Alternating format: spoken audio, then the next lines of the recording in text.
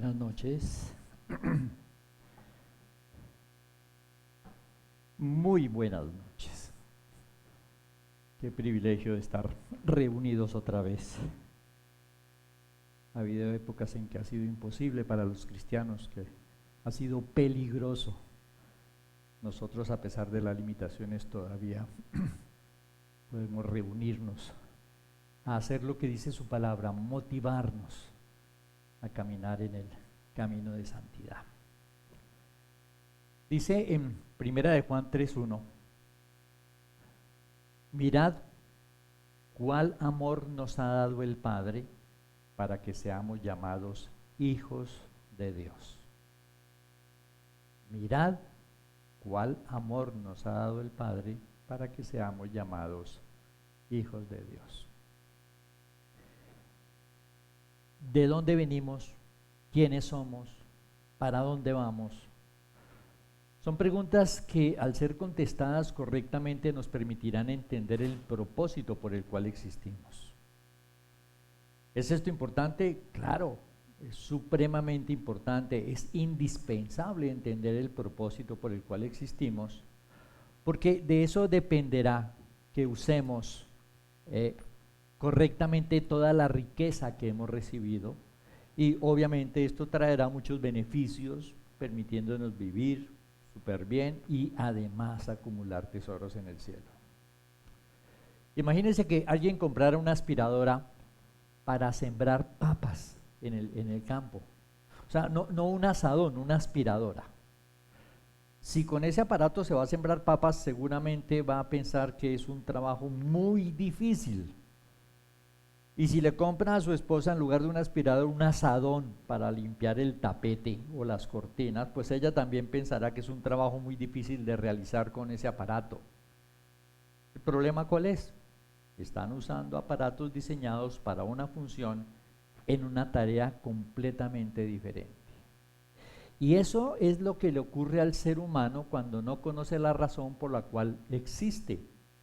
Y entonces los hombres viven para lo que ellos creen que es el propósito, invierten o gastan lo que han recibido de manera completamente equivocada y viven en fracaso, en frustración, en mucho dolor. Por eso el mundo está como está. ¿Quiénes somos? Bueno, según muchas mujeres, los hombres somos de lo peor, pero también según muchos hombres, las mujeres son todavía más terribles.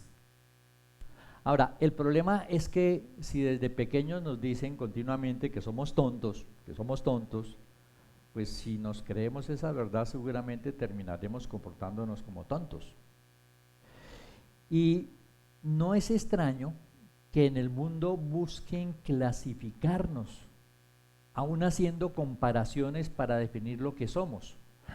Yo me imagino que ustedes han escuchado, yo he escuchado, algunos hombres o mujeres que son tajantes al decirle a los demás: no me compares con nadie.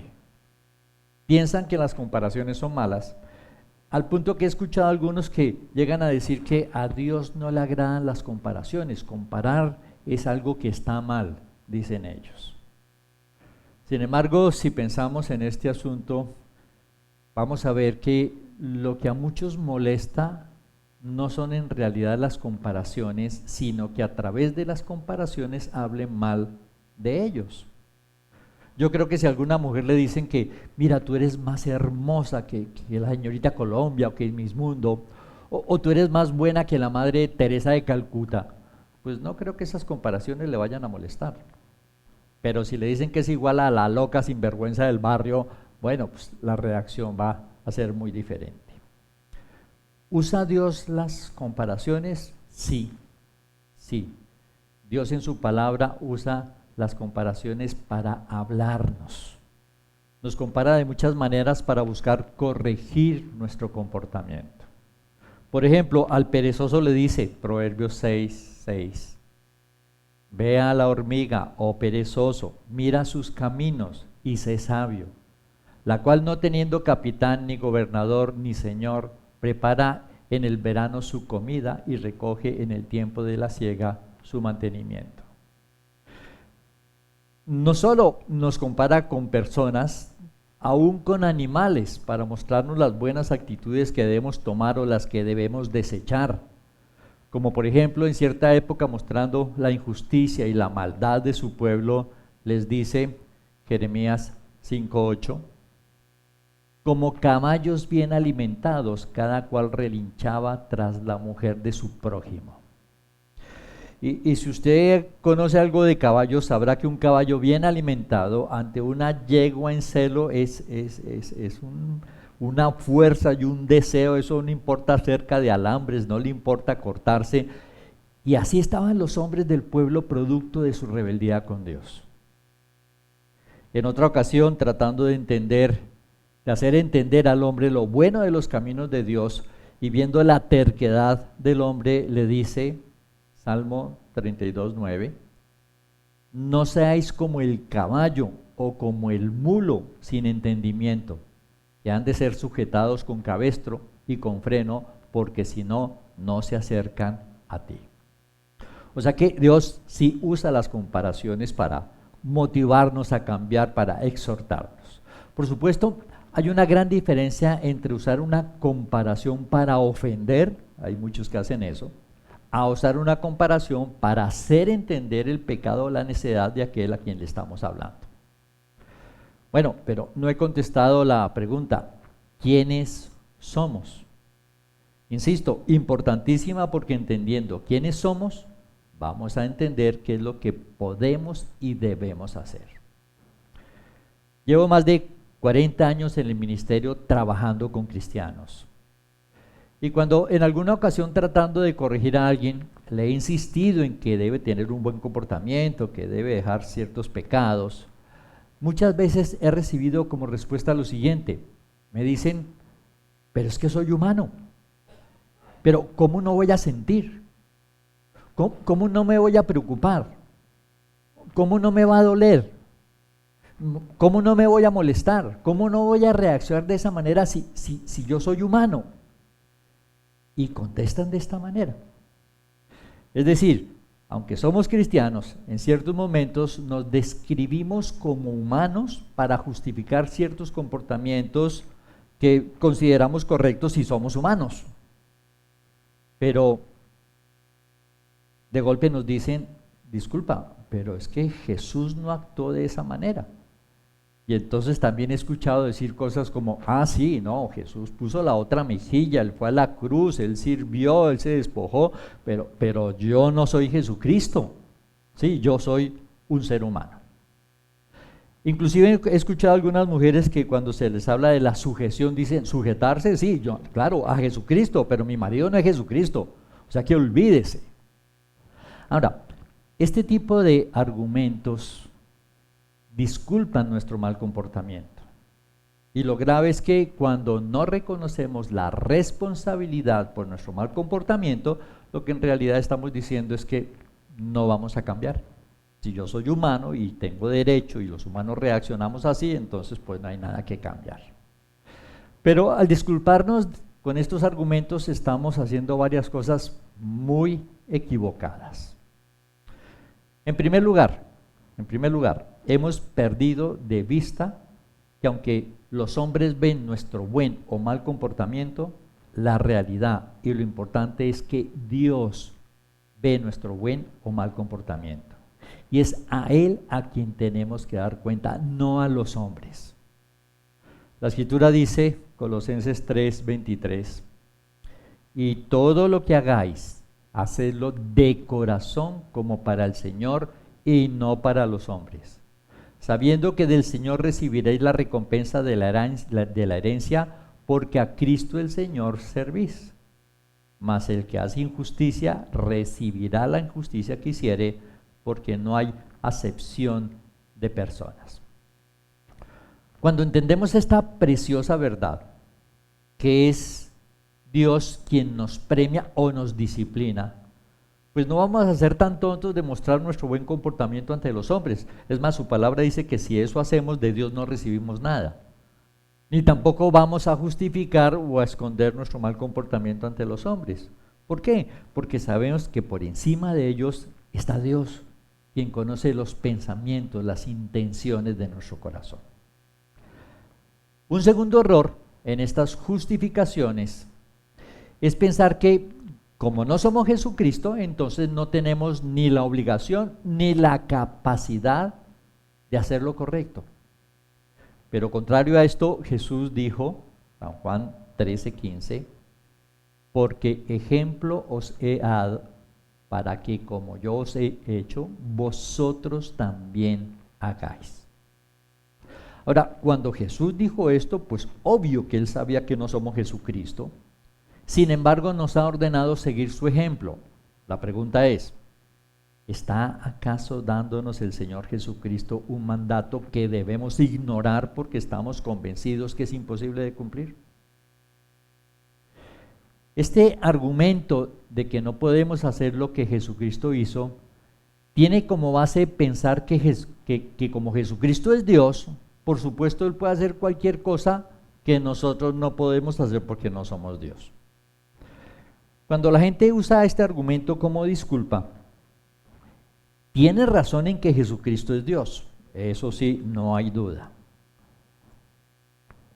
Pero está ignorando algo supremamente importante, y es que la Escritura enseña con claridad que cuando Jesús vino como el Mesías sufriente, se despojó a sí mismo para hacerse hombre. Dice el pasaje, dice así, Filipenses 2:5-8. Es más, nos motiva a hacer lo mismo. Dice, haya pues en vosotros este sentir que hubo también en Cristo Jesús, el cual siendo en forma de Dios, no estimó el ser igual a Dios como cosa a que aferrarse, sino que se despojó a sí mismo tomando forma de siervo, hecho semejante a los hombres, y estando en la condición de hombre, se humilló a sí mismo, haciéndose obediente hasta la muerte y muerte de cruz. Es un asunto pues algo misterioso. Sin embargo, debemos entender que Jesucristo no dejó de ser Dios, pero sí renunció a la posición y al poder que como Dios tenía para vivir como un hombre. Y más aún, viviendo como hombre, se despojó de los derechos que normalmente tienen los hombres para ser obediente hasta la muerte en la cruz y darnos la opción de salvación. ¿Qué quiere decir esto? Que Jesucristo era hombre 100% cuando vino a realizar el plan de salvación. Ahora, esto es importantísimo tenerlo claro por varias razones. Primera, era necesario que como hombre nos diera ejemplo de que se podía vivir haciendo la voluntad de Dios. Porque muchos llegan a pensar es imposible. No, él demostró, ¿sí?, que como hombre sí se puede vivir haciendo la voluntad de Dios. Segundo, era necesario que como hombre viviera sin pecado para luego, siendo inocente, morir en nuestro lugar y otorgarnos la opción de la salvación. Y tercero, era necesario que como hombre viviera haciendo la voluntad de Dios para así confirmar la condenación de aquellos que por no creerle no hicieron lo correcto. Respecto de este último punto, la Escritura habla de esto de la siguiente manera, 1 de Pedro 3:18. Dice, porque también Cristo padeció una sola vez por los pecados, el justo por los injustos, para llevarnos a Dios, siendo a la verdad muerto en la carne, pero vivificado en espíritu, en el cual también fue y predicó a los espíritus encarcelados, los que en otro tiempo desobedecieron, cuando una vez esperada la paciencia de Dios en los días de Noé, mientras se preparaba el arca, en la cual pocas personas, es decir, 8, fueron salvadas por agua. O sea que aquellos hombres que en aquella época no creyeron en el juicio de Dios, se anunció el diluvio y no creyeron, no se arrepintieron, se burlaron de la fe de Noé. Pero esa fe de la cual se burlaron fue lo que llevó a Noé a construir el arca, es decir, a vivir obedeciendo a lo que Dios le ordenó, y esto le trajo la salvación. ¿Qué? La fe en lo que Dios le había dicho. Y la vida de Jesús, sí, viviendo sin pecado, les demuestra a ellos y confirma, sí, su condenación. Por todo esto, por nuestra salvación, por el ejemplo, por el juicio contra los que no han creído, era justo y era necesario que Jesucristo viniera y viviera como un hombre. Y por ser esta una verdad muy importante, no es extraño que Satanás quiera negarla. Y por eso encontramos al apóstol Juan, que en su segunda carta nos advierte del peligro de no reconocer que Jesucristo vino como hombre. Dice así, segunda de Juan 7. Pues andan por el mundo muchos engañadores que no reconocen que Jesucristo vino como hombre verdadero. ¿Sí ve? Que no reconocen que Jesucristo vino como hombre verdadero. El que es así es el engañador y el anticristo. Tengan ustedes cuidado para no perder el resultado de nuestro trabajo, sino recibir su recompensa completa. Satanás quiere que pensemos que Jesucristo no vino como hombre para de esa manera desanimarnos a vivir de acuerdo al ejemplo que Él nos ha dado. Y ciertamente muchos han caído en ese engaño, ¿sí? Y muchos piensan cuando están pasando en situaciones difíciles que claro, Jesucristo nunca tuvo que vivir esas cosas. Sin embargo, se equivocan. Aún la Escritura nos cuenta, Hebreos 4:15, hablando de Jesús, porque no tenemos un sumo sacerdote que no pueda compadecerse de nuestras debilidades, sino uno que fue tentado en todo según nuestra semejanza, pero sin pecado. Acerquémonos pues confiadamente al trono de la gracia para alcanzar misericordia y hallar gracia para el oportuno socorro. Y como el Señor Jesús fue tentado en todo según nuestra semejanza, Él nos entiende, Él nos compadece y Él puede darnos la dirección y el poder para seguir su ejemplo. ¿Qué quiere decir todo esto? Que sí podemos hacer lo mismo que Jesucristo hizo, aunque no somos Jesucristo. Ahora, ciertamente hay algunas diferencias bastante importantes entre Él y nosotros. Por ejemplo, Jesús nació sin pecado, es decir, sin esa naturaleza pecaminosa, sin esa muerte espiritual que todos los hombres heredamos de Adán. La Escritura dice, Romanos 5:12, por tanto, como el pecado entró en el mundo por un hombre, Adán, y por el pecado la muerte espiritual, así la muerte pasó a todos los hombres por cuanto todos pecaron. Esa naturaleza pecaminosa que es común en todos los seres humanos, no la recibió Jesús porque Él fue engendrado en María por el Espíritu Santo y no por un hombre terrenal. Las palabras del ángel a María fueron, Lucas 1:35, respondiendo el ángel le dijo, el Espíritu Santo vendrá sobre ti y el poder del Altísimo te cubrirá con su sombra, por lo cual también el santo ser que nacerá será llamado Hijo de Dios. Hay una segunda diferencia que tiene íntima relación con este primer punto, y es que contrario a nacer con esa influencia pecaminosa, que es en realidad la influencia de Satanás, Él fue lleno del Espíritu Santo desde el momento en que fue engendrado. Y por eso, aunque fue 100% hombre, Jesús, al estar lleno del Espíritu Santo, eso le dio la dirección y el poder para hacer la voluntad de su Padre. Pero ojo, la diferencia está en que desde que fue engendrado fue lleno del Espíritu Santo. En lo que no hay diferencia con nosotros es que Él fue lleno del Espíritu Santo y eso lo capacitó, como nosotros también podemos ser llenos del Espíritu Santo para hacer su voluntad. Ahora, si eso fue lo que hizo que Él pudiese vivir haciendo la voluntad de Dios, entonces nosotros también podemos vivir haciendo la voluntad de Dios, porque tenemos el mismo Espíritu Santo.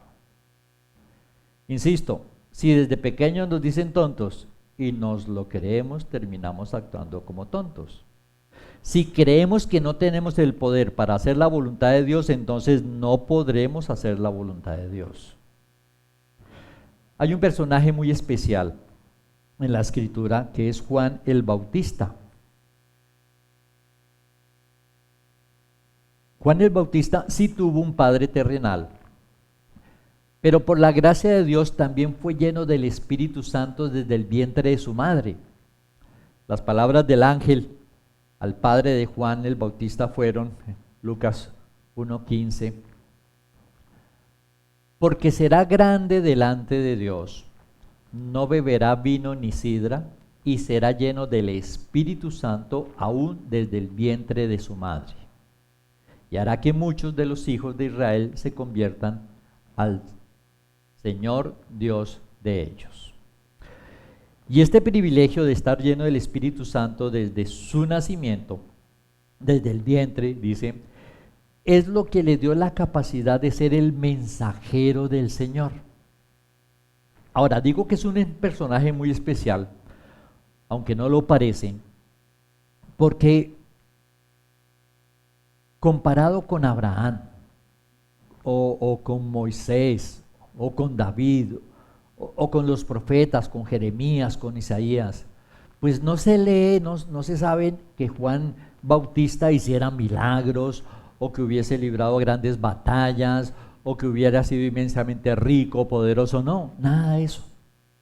Sin embargo, aunque parezca extraño, Jesús dijo que Juan el Bautista es el mayor profeta que ha existido bajo el viejo pacto.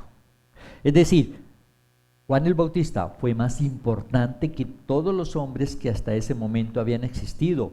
Fue más importante que Abraham, que Moisés, que David, que los profetas. ¿Sí? Que todos los hombres que hasta ese tiempo habían existido. Las palabras de Jesús fueron, Lucas 7:28, os digo que entre los nacidos de mujeres no hay mayor profeta que Juan el Bautista. Insisto, Juan el Bautista fue mayor que Abraham, Moisés, David o los profetas. Y creo que no hay duda que la razón es que fue lleno del Espíritu Santo desde el vientre de su madre. Y por supuesto fue obediente a la dirección que el Espíritu Santo dio a su vida. Pero lo bueno de esta información que nos da Jesús acerca de la grandeza de Juan el Bautista es que Jesús continuó diciendo, Lucas 7:28, pero el más pequeño en el reino de Dios es mayor que él. Ojo, súper importante. Pero el más pequeño en el reino de Dios es mayor que él. Si el más pequeño en el reino de Dios es mayor que Juan el Bautista, y si Juan el Bautista fue mayor que Abraham, que Isaac, que Moisés, que David, entonces quiere decir que el más pequeño en el reino de Dios es mayor que todos estos grandes hombres. Ahora, la grandeza de un hombre delante de Dios no depende en lo absoluto de sus capacidades, de la riqueza, del poder, de sus grandes hazañas o conquistas, porque cuando los hombres logran estas cosas es gracias al poder de Dios. Por eso su palabra dice que toda la gloria es para Dios. La grandeza de un hombre delante de Dios depende de su disposición y obediencia para hacer la voluntad de Dios. Depende de su confianza en Dios que lo dispone para obedecer a la voluntad de Dios. Esto quiere decir que si el más pequeño de nosotros es mayor que todos estos grandes hombres de la Biblia, es porque nosotros tenemos aún más facilidad para disponernos a hacer la voluntad de Dios que todos estos hombres.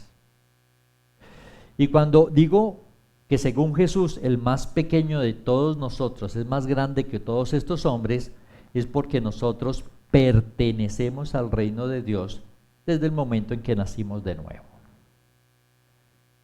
Este nuevo nacimiento, como hemos visto muchas veces, no me canso de insistir porque es crucial, nos da una serie de privilegios que no tuvo Juan el Bautista ni ninguno de los hombres que vivieron antes de él.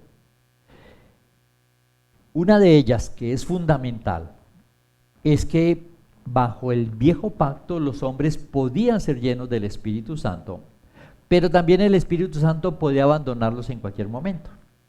Y es por esto que David en uno de sus salmos escribe, Salmo 51:11, no me eches de delante de ti y no quites de mí tu Santo Espíritu.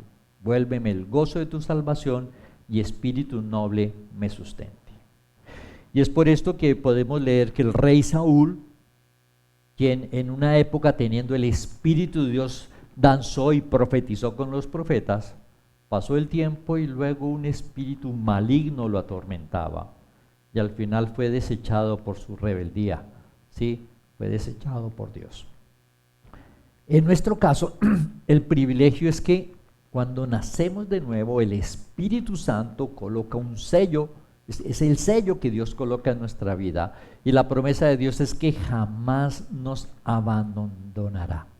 O sea, si usted ya nació de nuevo, usted tiene el Espíritu Santo en su vida y jamás lo va a abandonar. Otro privilegio es que este nuevo nacimiento, como sus palabras indican, hace de nosotros nuevas criaturas. Segunda de Corintios 5:17. De modo que si alguno está en Cristo, nueva criatura es, las cosas viejas pasaron, he aquí todas son hechas nuevas.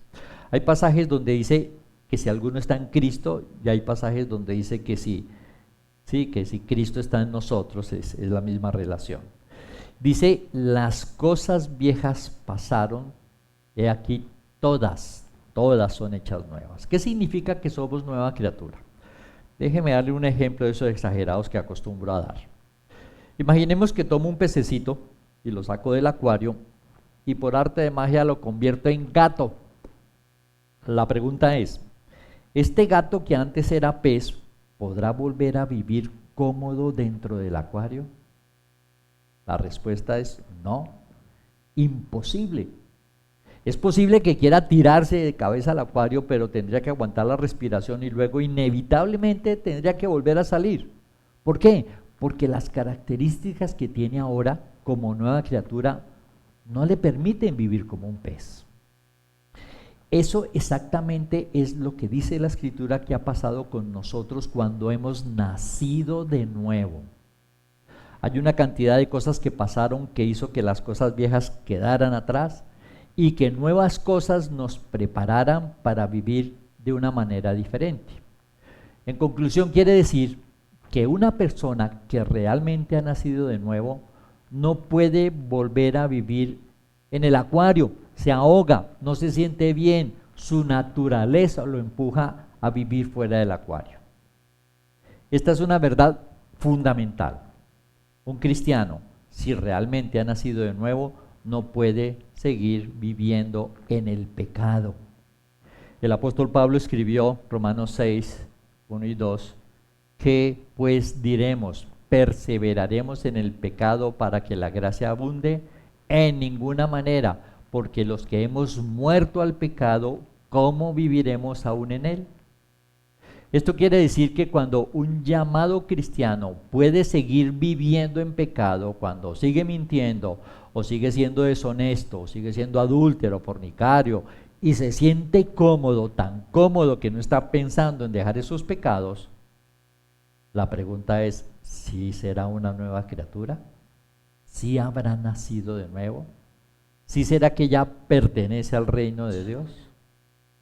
Y si no ha nacido de nuevo y no pertenece al reino de Dios, el problema no es ni siquiera los pecados que está cometiendo, porque puede hasta pasar y vivir sabroso un buen tiempo. El verdadero problema es que si llega a morir sin haber nacido de nuevo, irá directo al infierno por toda la eternidad, y de ocurrir eso tan espantoso, eso no tiene remedio. Pero si hemos nacido de nuevo, tenemos un enorme privilegio que debemos aprovechar. Es por eso que cuando somos colocados en el trillo de Dios, cuando vienen las pruebas, cuando vienen las circunstancias difíciles y nos falta la fe y nos rajamos y no respondemos como debiéramos, en lugar de reconocer que nos falta apegarnos a Dios y apropiarnos de las herramientas necesarias para salir victoriosos, o sea, terrible que cometamos el error de, en lugar de reconocer nuestra falta de fe, que cometamos el error de comenzar a pensar o a decir, no, es que somos humanos, es que pues como soy humano, pues me porto como humano. No, no somos humanos, no podemos portarnos como los humanos se portan, somos hijos de Dios y tenemos un enorme privilegio al tener el Espíritu Santo en nuestra vida. Decir que somos humanos cuando fallamos es como estar creyendo que a pesar de haber nacido de nuevo, seguimos siendo iguales a todos los hombres que no han creído en Jesucristo. Ahora, si no hemos nacido de nuevo, sí somos iguales a todos los hombres y sí podemos contestar ante las exigencias de Dios que somos humanos.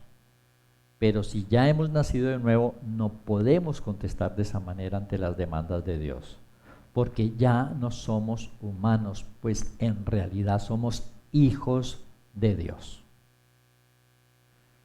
Sin embargo, aquí hay que hacer una aclaración porque mucha gente cree que todos los seres humanos son hijos de Dios. Y si todos los seres humanos son hijos de Dios, entonces no habría ninguna diferencia entre ser humano y ser hijo de Dios. Sin embargo, lo que la Escritura enseña es que solo somos hijos de Dios los que hemos obtenido, gracias a nuestra fe en Jesucristo, el nuevo nacimiento. Los que no han nacido de nuevo, a mí me enseñaron que eran criaturas de Dios, como lo es una vaca, un perro, un conejo, una hormiga, pero eso tampoco es cierto.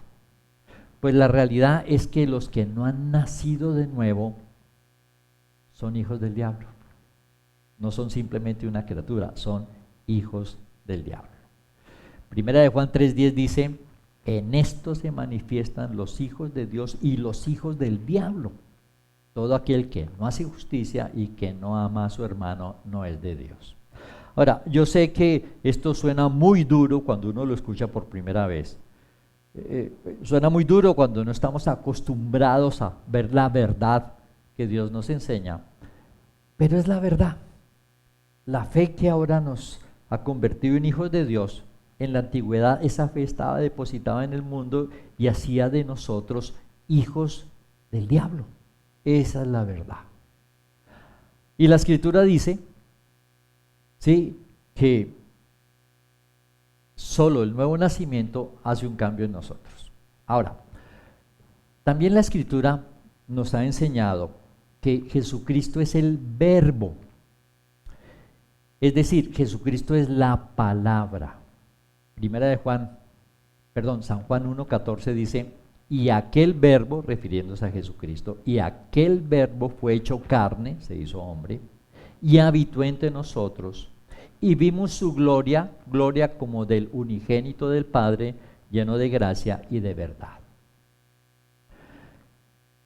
También la Escritura dice que los que recibieron el verbo, es decir, a Jesús, Juan 1:12, mas a todos los que le recibieron, a los que creen en su nombre, les dio potestad de ser hechos hijos de Dios. A los que le recibieron se les concedió el privilegio de ser hechos hijos de Dios. ¿Por qué? Porque recibieron con fe la palabra que los llevó a recibir a Jesucristo como su Señor y Salvador, y Dios realizó en ellos el nuevo nacimiento que los convirtió en hijos de Dios. Siendo esto así, quiere decir que cuando nosotros decimos que no podemos obedecer a Dios porque somos humanos, en realidad estamos diciendo que seguimos siendo hijos del diablo y por eso ni queremos ni podemos obedecer a Dios. ¿Se dan cuenta que es una disculpa que no podemos usar? Pero responder de esa manera es igual que negar a Jesucristo. Y su palabra dice, en 2 de Timoteo 2:11 y 12, palabra fiel es esta, si somos muertos con Él, también viviremos con Él. Si sufrimos, también reinaremos con Él. Si le negaremos, Él también nos negará. Ahora, desde el viejo pacto, Dios venía dando enseñanzas acerca de la importancia y del privilegio de recibir la palabra de Dios. En el Salmo 82 podemos leer acerca de este asunto, pues allí dice, Salmo 82, versículo 1, Dios está en la reunión de los dioses en medio de los dioses juzga. Es un versículo que cuando yo lo leí me pareció muy extraño. ¿Por qué? Porque la pregunta que me hacía es, ¿quiénes son estos dioses con los cuales Dios está reunido? Y la pregunta es importante porque una de las grandes enseñanzas de la Escritura es que Dios es uno solo. Deuteronomio 6:4 dice, oye Israel, Jehová nuestro Dios, Jehová uno es. Es más, el mismo Señor Jesús menciona esta verdad cuando le preguntan acerca de cuál es el mandamiento más importante. Y Jesús responde, Mateo 12:29. Jesús le respondió, el primer mandamiento de todos es, oye Israel, el Señor nuestro Dios, el Señor uno es. Y amarás al Señor tu Dios con todo tu corazón y con toda tu alma y con toda tu mente y con todas tus fuerzas. Este es el principal mandamiento. Y entonces la pregunta que yo me hacía es, ¿y si Dios es uno solo, entonces quiénes son estos dioses que menciona el Salmo en medio de los cuales Dios está juzgando? Pues resulta que estos dioses que se mencionan con minúscula, en realidad son el pueblo de Israel. Y la pregunta es, ¿por qué les está diciendo que son dioses si la Escritura enseña que hay solo un Dios? Es más, la enseñanza de un solo Dios verdadero era tan clara para el pueblo de Israel, que cuando Jesús les dio a entender que Él era Dios, lo quisieron apedrear. Y cuando Él les pregunta por qué lo quieren apedrear, ellos responden, San Juan 10:33, le respondieron los judíos diciendo, por buena obra no te apedreamos, sino por la blasfemia, porque tú siendo hombre te haces Dios. No puede haber ni siquiera dos dioses y por eso lo querían apedrear. Sin embargo, la respuesta que Jesús le dio a estos hombres nos aclara por qué en el Salmo 82 Dios dice que el pueblo de Israel son dioses. San Juan 10:34. Jesús les respondió, ¿no está escrito en vuestra ley, yo dije, dioses sois? Si llamó dioses a aquellos a quienes vino la palabra de Dios, y la Escritura no puede ser quebrantada, al que el Padre santificó y envió al mundo, vosotros decís, tú blasfemas porque dije, soy hijo de Dios. Aquí Jesús nos explica que la razón por la cual Dios dijo que los de su pueblo eran dioses con minúscula es porque ellos habían recibido la palabra de Dios. Ahora, bajo el viejo pacto la gente no nacía de nuevo. Sin embargo, de todos modos, el privilegio de recibir la palabra de Dios los había convertido en dioses con minúscula. Cuando pregunto quiénes somos y cuando respondo que somos hijos de Dios, es claro que ser hijos de Dios implica un privilegio, pero también una gran responsabilidad. Igual sucedió con el pueblo de Israel cuando Dios les entregó la palabra de Dios que los convirtió en dioses. Pues esa posición implicaba una responsabilidad, una obligación, que desafortunadamente el pueblo de Israel no cumplió. Y al ver que no cumplen, Dios toma la siguiente decisión y les dice, Salmo 82, 2 al 4. ¿Hasta cuándo juzgaréis injustamente y aceptaréis las personas de los impíos? Defended al débil y al huérfano, haced justicia al afligido y al menesteroso, librad al afligido y al necesitado, libradlo de mano de los impíos. ¿Qué es lo que hace que el mundo esté tan mal?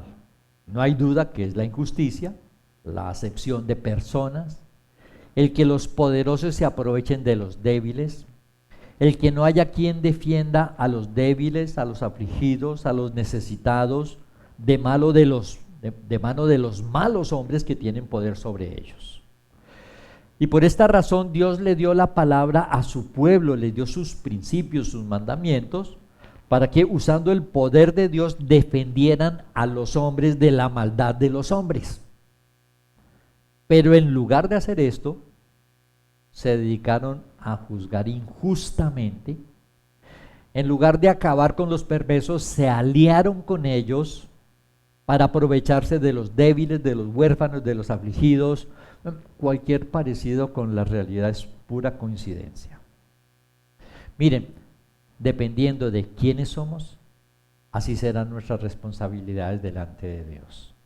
Y no cumplir con ellas es como en la parábola de los talentos, desperdiciar el talento que nos ha sido dado por Dios. Recuerdo una noticia que vi, un joven que se disfrazó de nazi en una fiesta, y resulta que era el hijo de un político muy importante de uno de los países de Europa. Y por haberse disfrazado de nazi, le tocó pedir disculpas públicamente. Es decir, si cualquiera lo hace no es problema, pero si es el hijo de un gobernante de un país importante, no es aceptable semejante comportamiento. Esto es algo muy común entre los seres humanos.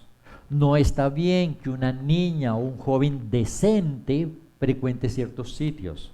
No está bien que coma de cierta manera. Se espera que su comportamiento corresponda a lo que la persona es. Es más, a veces alguien hace algo realmente malo y el comentario es, pero es que de fulano, ¿qué más se podía esperar? Casi que por ser lo que es, pues se entiende su mal comportamiento. Es como una fábula de Esopo en que una tortuga hace un contrato con un escorpión de cruzarlo el lago con el compromiso de que el escorpión no lo pique. Y en la mitad de la travesía el escorpión pues pica a la tortuga. Y cuando la tortuga pregunta ¿por qué me picó? Y el escorpión contesta porque soy un escorpión. Lo que somos define lo que hacemos. Ahora, Dios elevó a la categoría, ¿sí? Dios elevó la categoría de su pueblo a dioses cuando les entregó su palabra para que siguiéndola ayudaran a su prójimo. Pero cuando Dios ve que el comportamiento de su pueblo no es adecuado con lo que su pueblo es, Dios les dice, Salmo 82:6, yo dije, vosotros sois dioses y todos vosotros hijos del Altísimo, pero como hombres moriréis y como cualquiera de los príncipes caeréis. ¿Qué hace Dios? Les quita el privilegio y les dice que como cualquier hombre, aun como cualquier príncipe terrenal, ellos caerán. Si ellos, al haber recibido la palabra de Dios, recibieron este calificativo que implicaba privilegios enormes, ¿qué somos entonces nosotros por haber recibido la palabra de Dios? No por haber recibido la palabra de Dios, sino por tener a Jesucristo, que es la palabra en nuestro interior. Nosotros somos hijos de Dios. Nosotros, dice la Escritura, tenemos naturaleza divina. Y el propósito que Dios tiene con nosotros y lo que Dios espera de nosotros es similar a lo que leímos en el Salmo 82, que Dios esperaba que su pueblo hiciera. Con la diferencia de que además de eso, de ayudar a las demás personas, a los afligidos, a defenderlos de los poderosos, nosotros debemos buscar que conozcan al Señor, que nazcan espiritualmente, que se conviertan en parte de la solución y no sigan siendo parte del problema. Por supuesto que hay una gran cantidad de diferencias que hace que lo que nosotros hemos recibido y lo que se espera de nosotros sea muchísimo más grande que lo ofrecido al pueblo judío. Y es por esto que el apóstol Juan en su primera carta, después de mostrar cuáles son y cuáles no son las características de un auténtico hijo de Dios, escribe lo siguiente, primera de Juan 3:1. Miren cuánto nos ama Dios el Padre, que se nos puede llamar hijos de Dios y lo somos. O sea que el apóstol Juan está diciendo, el amor de Dios es tan grande que nos ha convertido en hijos de Dios. Miren cuánto nos ama Dios el Padre, que se nos puede llamar hijos de Dios y lo somos. Por eso los que son del mundo no nos conocen, pues no han conocido a Dios. La primera pregunta que quiero que te respondas respecto de esta declaración que hace Dios a través de su palabra es: ¿crees que eres un hijo de Dios con naturaleza divina? ¿Te sientes un hijo de Dios, un hijo del dueño del universo, un hijo del Todopoderoso, un hijo del Dios de amor? ¿Estás convencido de esta verdad? ¿O la ignoras de tal manera que no has entendido ni siquiera el amor que Dios tiene por ti?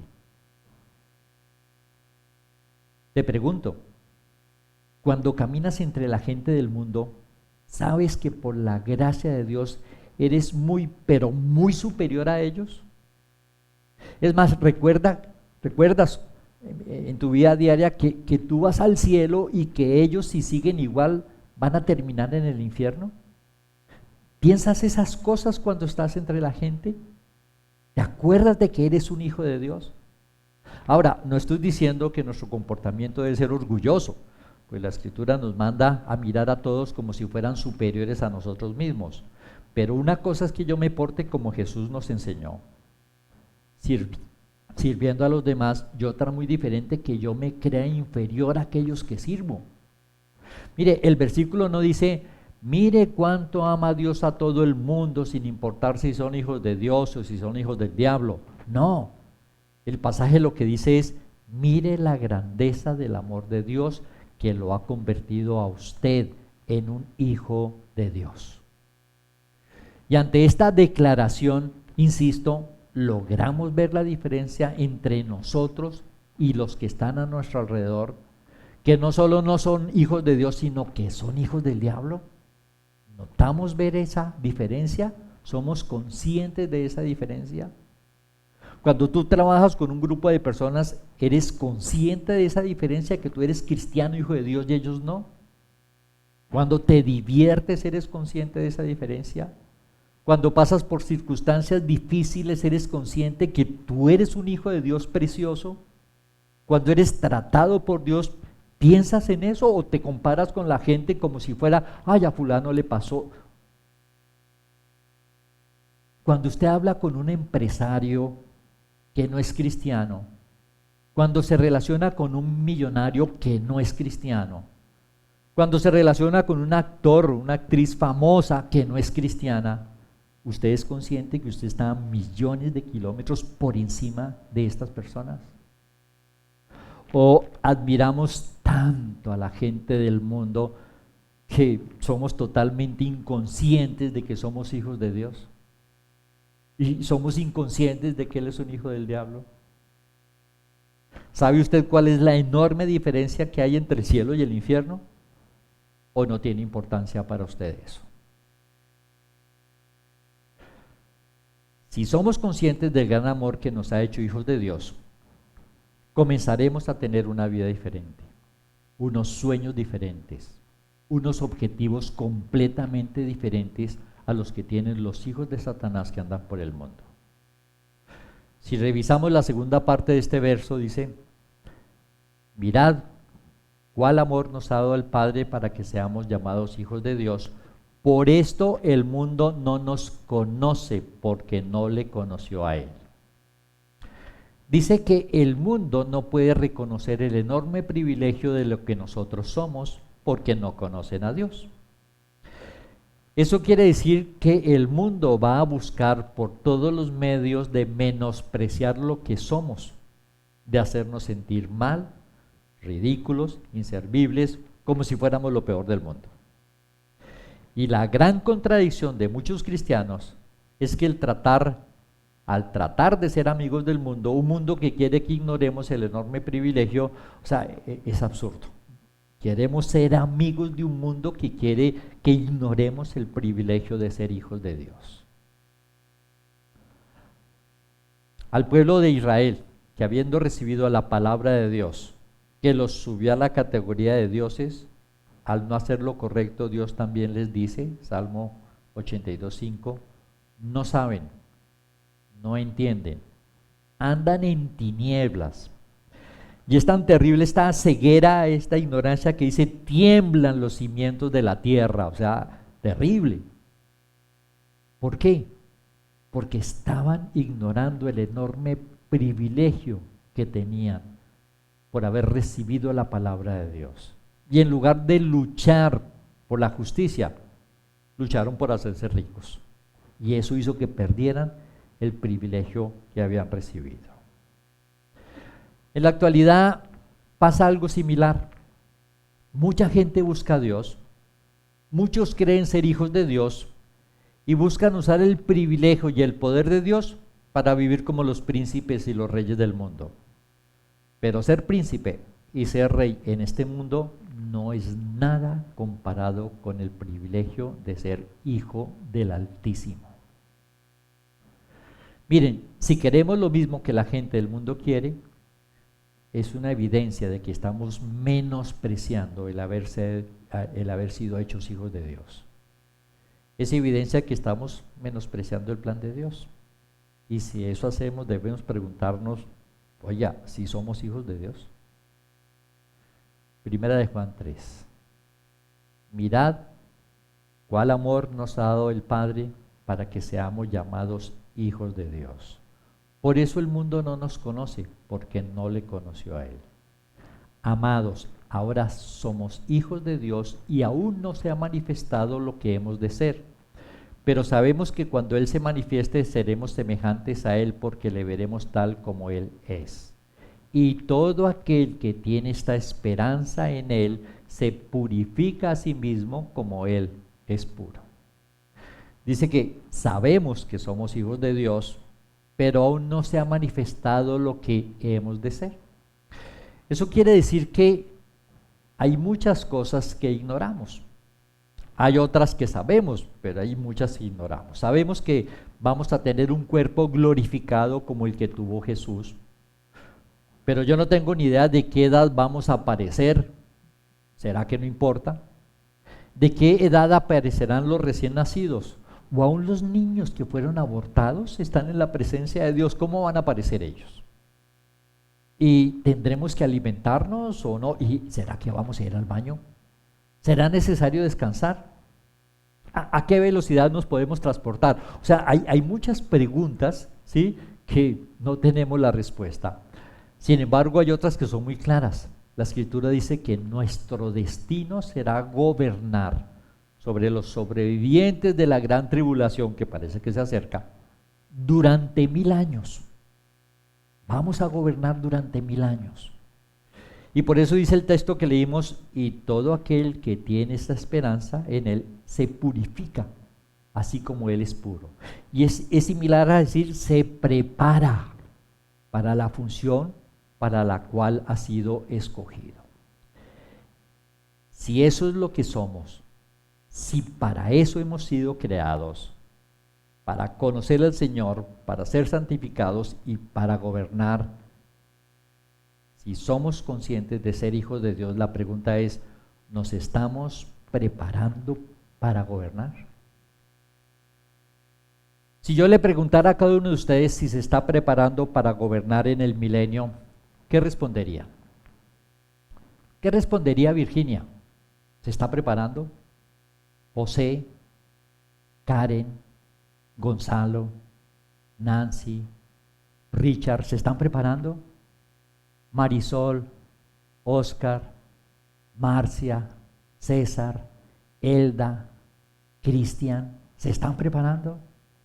Claudia, Ricardo, Adriana, Wilson, Tatiana, Hernán, María, Héctor, Daniela, Camila, Diana, ¿se están preparando para gobernar en el milenio? ¿O es que piensan que no se van a salvar? ¿O se van a caer en la gran tribulación? ¿Nos estamos preparando para gobernar? Ahora, déjenme ayudarles en qué consiste la preparación con algunas preguntas. Una persona esclava del mundo, esclava del dinero, esclava de los placeres de este mundo, ¿tendrá capacidad para gobernar el reino de Dios?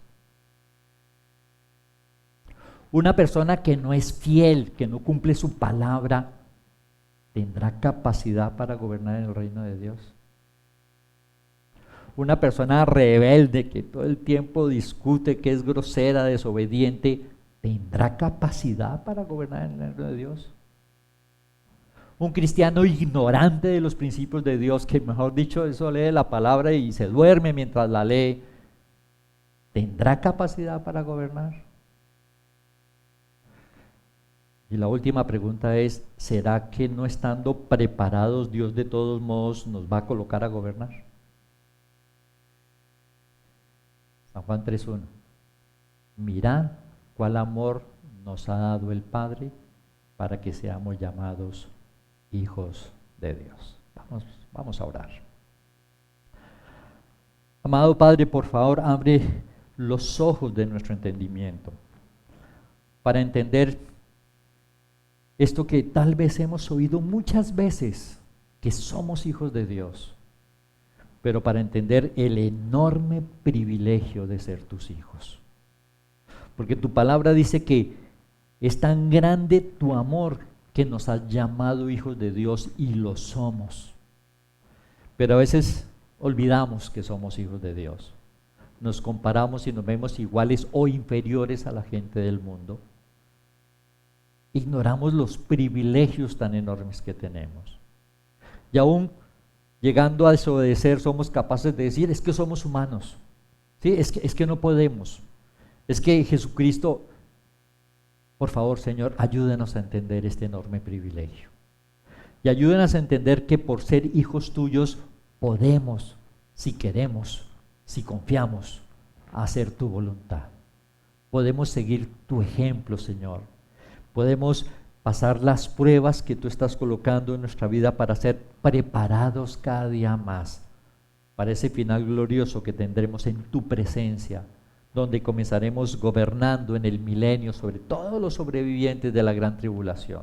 Señor, es un privilegio enorme el que tú nos has dado.